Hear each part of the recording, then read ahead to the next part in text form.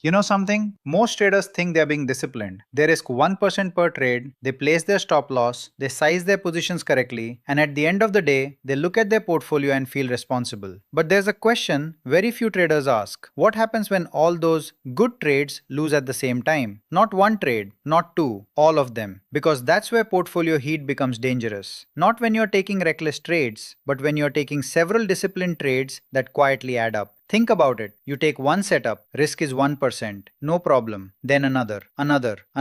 By the sixth trade, every position still looks small. Nothing feels excessive, nothing feels emotional. In fact, it feels like you're following the rules. But your portfolio may now be carrying 6% total heat. And that's the part most traders never see. The market doesn't care that each trade was individually controlled. The market only sees your total exposure, and exposure has a habit of revealing itself at the worst possible moment. A strong index decline, a sector-wide sell-off, an unexpected macro event. Suddenly, positions that look completely different start moving together. A banking stock, an infrastructure stock, a large cap index trade. Different charts, different entries, but the same underlying pressure. And now, 6 independent trades become one large losing event. This is what professionals think about, not trade risk, portfolio risk. There's a subtle difference. Retail traders often manage positions. Institutional traders manage exposure. So how do you control this? By setting a portfolio heat ceiling, a maximum level of risk your portfolio is allowed to carry at any point in time. Think of it as a speed limit, not because you're already in danger,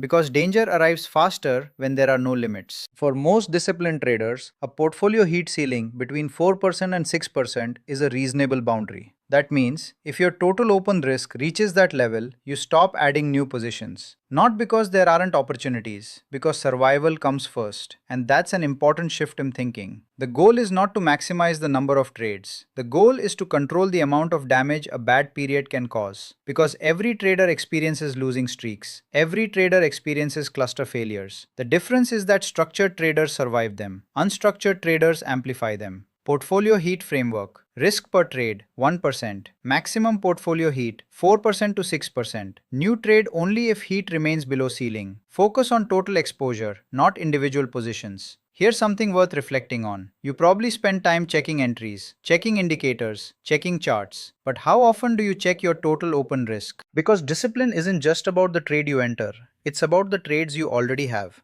This week, before placing a new trade, pause for a moment. Calculate your portfolio heat, write it down, and ask yourself one simple question. Am I managing trades or am I managing exposure? That answer tells you a lot about the kind of trader you are becoming.